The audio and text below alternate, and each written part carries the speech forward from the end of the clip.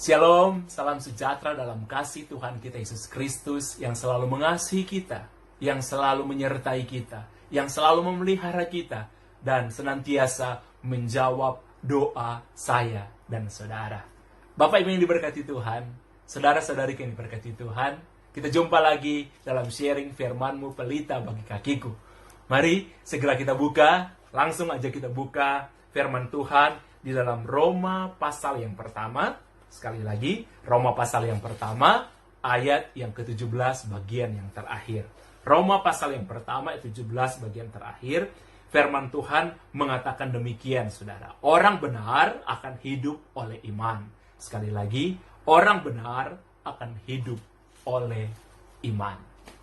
Saudara yang diberkati Tuhan, tanpa iman, saya dan saudara adalah manusia biasa. Manusia pada umumnya di dunia ini. Tapi kalau saudara memiliki iman, saudara manusia khusus atau manusia istimewa, atau boleh saya katakan, saya dan saudara adalah manusia yang luar biasa. Kalau saudara memiliki iman, sekali lagi, tanpa iman saudara, kita orang biasa. Tapi kalau saudara memiliki iman, saudara menjadi manusia di atas rata-rata, atau saudara menjadi orang yang luar biasa.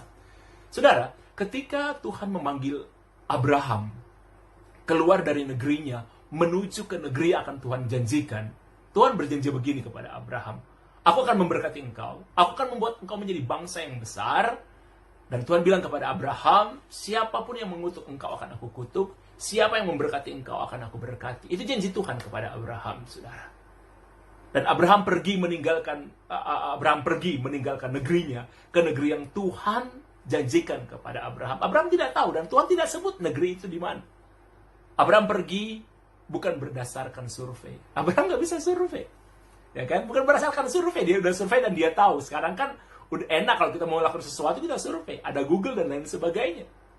Abraham pergi bukan berdasarkan pengetahuan, dia tahu negeri itu, dia tahu tempat itu. Enggak. Abraham pergi berdasarkan iman. Apa yang Tuhan janjikan, itu yang Abraham iman. Bahkan ketika Tuhan menjanjikan untuk menjadi Abraham menjadi bangsa yang besar, sampai usia tuanya, Abraham tidak memiliki keturunan. Sampai usia tuanya. Dan Sarah juga, saudara, telah mati haid, tidak mungkin lagi memiliki keturunan. Tapi saudara tahu, Abraham dan Sarah tetap percaya kepada Tuhan. Dan pada akhirnya, Sarah hamil ketika dia udah mati haid, ketika dia udah gak mungkin hamil lagi. Tapi sekali lagi, saudara, iman menghidupkan kandungan Sarah yang telah mati. Luar biasa, saudara. Saudara, ketika bangsa Israel akan merebut Yeriko, Israel tidak punya senjata. Yeriko pada waktu itu adalah sebuah kota yang besar, memiliki benteng pertahanan yang sangat kuat. Dan Israel tidak punya cukup senjata dan kemampuan untuk mengalahkan orang Yeriko, apalagi menjebol tembok kota Yeriko. Saudara, Tuhan cuma mengatakan kepada bangsa Israel, kelilingi tembok itu selama 7 hari, kemudian nyanyikan puji-pujian. Saudara, sebuah perintah yang tidak masuk di akal. Tapi orang Israel percaya kepada firman Tuhan. Sebenarnya kalau mau dipikir secara logika pada waktu itu nggak masuk di akal. Apa hubungannya, saudara, memenangkan sebuah pertempuran dengan puji-pujian? Nggak masuk di akal. Nggak masuk di akal, saudara. Tapi orang Israel melakukannya. Dan pada akhirnya mereka bisa merebut tembok Yeriko. Tembok itu runtuh karena mereka taat dengan firman Tuhan, yang Tuhan cuma suruh mereka untuk kelilingi kota itu dan memuji Tuhan. Israel bisa merebut Yeriko bukan dengan senjata, bukan dengan peperangan, tapi dengan iman mereka. Mereka percaya dengan janji firman Tuhan, walaupun tidak masuk di akal, mereka lakukan, dan akhirnya mereka bisa merebut dengan kota itu. Bukan dengan senjata, bukan dengan peperangan. Itu luar biasa.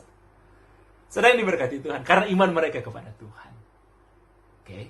Makanya firman Tuhan katakan hari ini kepada saudara, orang benar akan hidup karena iman. Saudara yang diberkati Tuhan, satu kali saya bertemu dengan satu keluarga, suami istri dan 2 orang anak.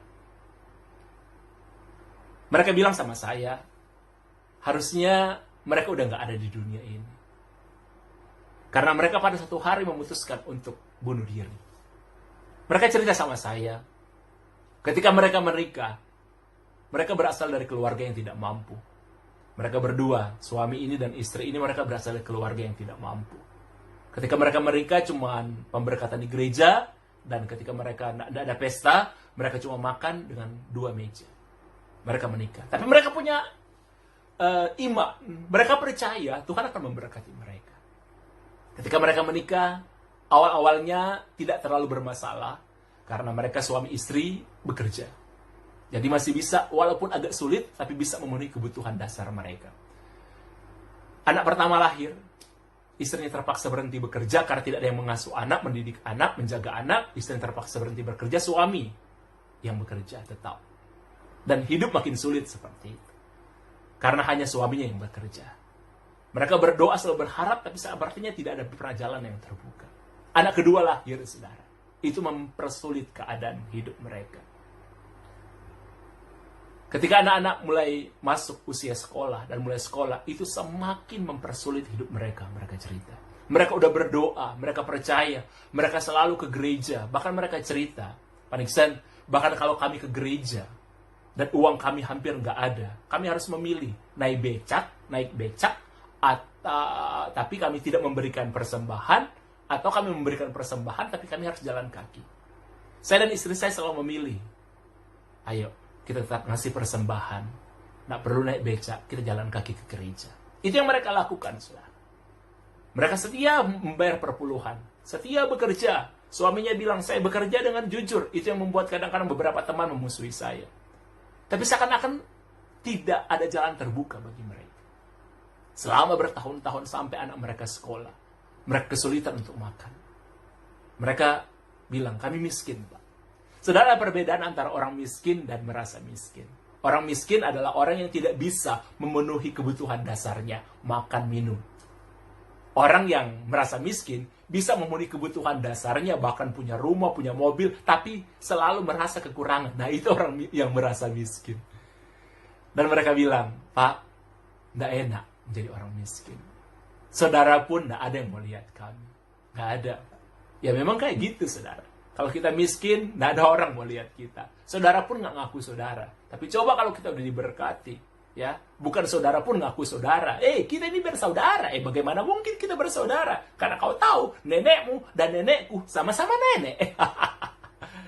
Mereka bilang kayak gitu. Mereka bilang maksudnya, mereka itu miskin, tidak punya apa-apa. Sampai istrinya selalu bilang akhirnya satu kali ngomong sama suaminya, Pak, kita mati bunuh diri aja deh. Mati aja bunuh diri. Kita ini kan percaya Yesus. Saya nggak tahu istri saya dapat ide itu dari mana. Kita kan ini sudah percaya Yesus.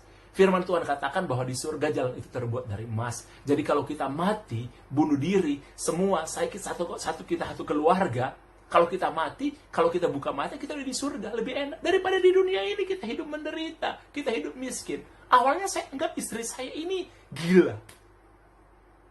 Tapi lama-kelamaan istri saya sering ngomong, sudah. Istri saya memang sudah di taraf putus asa. Tapi akhirnya lama-lama saya terima ide istri saya. Itulah kekuatan seorang perempuan, saudara. Jadi kalau ngomong terus, bisa terpengaruh kita sebagai pria, sebagai suami. Akhirnya saya bilang sama istri saya, oke, aku juga udah gak tahan hidup miskin. Kita bunuh diri aja. Seperti kata kamu, kita percaya Yesus, kalau kita mati pasti masuk surga. Satu kali saudara mereka memutuskan untuk bunuh diri. Dan mereka cari cara bagaimana ya untuk bunuh diri yang paling enak. Bunuh diri kok enak. Saudara, sekali lagi itu kepercayaannya mereka ya.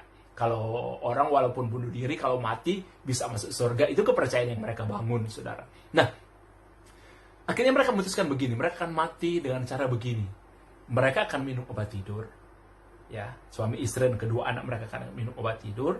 Kemudian mereka juga sudah nanti mau beli bensin. Mereka siram bensin rumahnya mereka. Kemudian mereka minum obat tidur, mereka tertidur. Tapi sebelumnya mereka sudah menyalakan lilin. Jadi kan ketika mereka tertidur, lilin itu kan makin hari makin akan habis. Nah, ketika lilin itu akan menyentuh lantai yang sudah disiram oleh bensin, rumah mereka akan terbakar, mereka akan mati.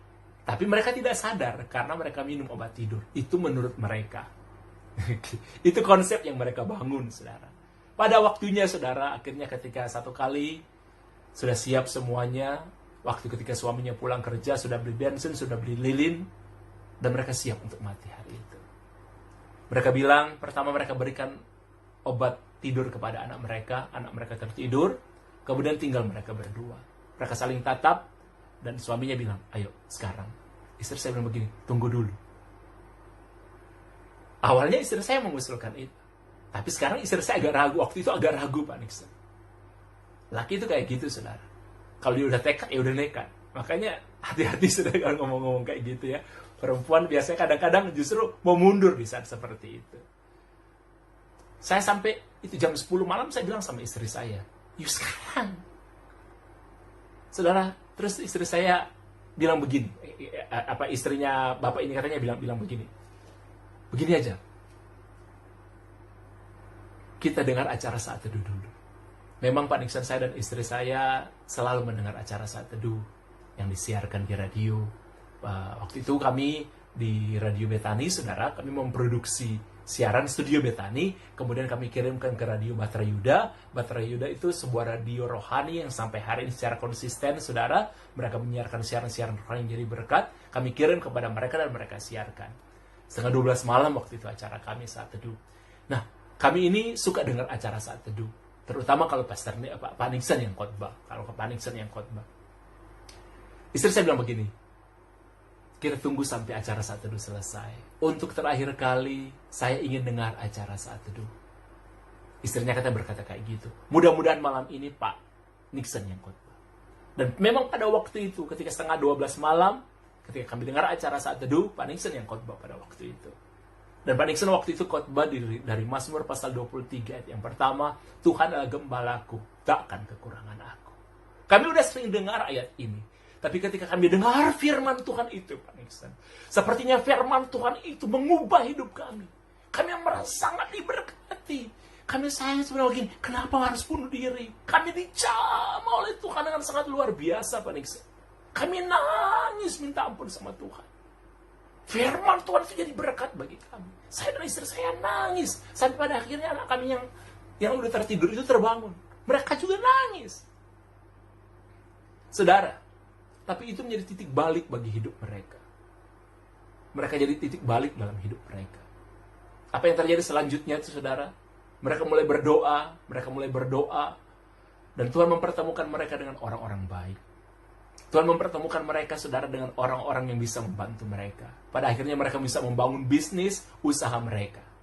Saudara, saya mau cerita kepada saudara, terakhir saya bertemu dengan keluarga ini sekitar 2 tahun yang lalu di gereja di mana mereka beribadah. Oke.